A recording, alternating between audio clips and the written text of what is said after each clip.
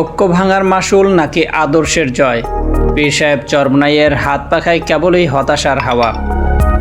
পীর সাহেব চরমনাইয়ের নেতৃত্বাধীন ইসলামী আন্দোলন বাংলাদেশের তৃণমূল নেতাকর্মীদের মধ্যে বর্তমানে চরম হতাশা ও ক্ষোভ বিরাজ করছে। এবারের নির্বাচনের আগে জামায়াতে ইসলামী সহ 8টি দলের সাথে নির্বাচনী ঐক্য করার ক্ষেত্রে এই দলটি সবচেয়ে অগ্রণী ভূমিকা পালন করছিল। ইসলামপন্থীদের ভোট এক বাক্সে আনার লক্ষ্যে অতীতের সব তিক্ততা ভুলে তারা জোটবদ্ধ হতে চেয়েছিল। তবে শেষ মুহূর্তে আসন সমঝোতা ও কৌশলগত দ্বন্দ্বে বনিবনা না হওয়ায় তারা জোট থেকে বেরিয়ে যায় এবং 2.5 শতাধিক আসনে এককভাবে হাত পাখা প্রতীকে নির্বাচন করে। নির্বাচনী ফলাফল বিশ্লেষণে দেখা যায় দলটির প্রত্যাশা অনুযায়ী ফলাফল আসেনি। যেখানে তারা অন্তত 5 থেকে 10টি আসনে জয়ের আশা করছিল, সেখানে মাত্র 1টি আসনে হাত পাখার জয় হয়েছে।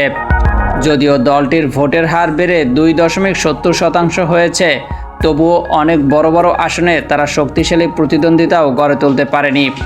এই ব্যর্থতার পর তৃণমূলের নেতাকর্মীরা বলছেন, জোট রক্ষা করতে পারলে অনায়াসে 10 থেকে 15টি আসনে জয় পাওয়া সম্ভব হতো।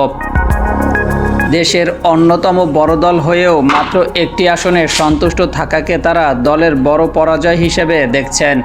নির্বাচনে অংশ নেওয়া প্রার্থীদের মধ্যেও এই ক্ষোভের প্রতিফলন ঘটেছে। ঢাকা 5 আসনের প্রার্থী হাজী মোহাম্মদ ইব্রাহিম নির্বাচনের এই ফলাফলের পর দলের উপর ক্ষুব্ধ হয়ে ফেসবুক স্ট্যাটাসে দলীয় কর্মকাণ্ড থেকে নিজেকে সরিয়ে নেওয়ার ঘোষণা দিয়েছেন। তিনি স্পষ্ট জানিয়েছেন, সুনির্দিষ্ট লক্ষ্য ও রূপরেখা ছাড়া এভাবে সফলতা আসবে না। একই ধরনের আক্ষেপ প্রকাশ করেছেন নরসিংদী 5 আসনের প্রার্থী মাওলানা বদরুজ্জামান।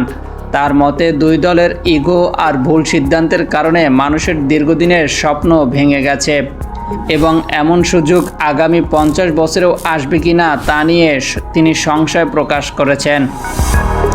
তৃণমূলের অনেক কর্মী মনে করছেন, আদর্শিক কারণ দেখিয়ে জোট ভাঙার সিদ্ধান্তটিই ছিল আত্মঘাতী। তবে দলের শীর্ষ পর্যায়ের নেতারা এই হতাশার কথা মানতে নারাজ।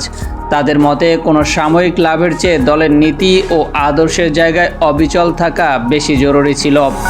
আপোষ না করার এই সুফল ভবিষ্যতে পাওয়া যাবে বলে তারা মনে করছেন। তবুও মাঠ পর্যায়ের নেতা ও সমর্থকদের মাঝে জমা হওয়া এই ক্ষোভ ও হতাশা দলটির আগামী দিনের সাংগঠনিক অগ্রযাত্রাকে চ্যালেঞ্জের মুখে ফেলতে পারে বলে বিশ্লেষকরা মনে করছেন।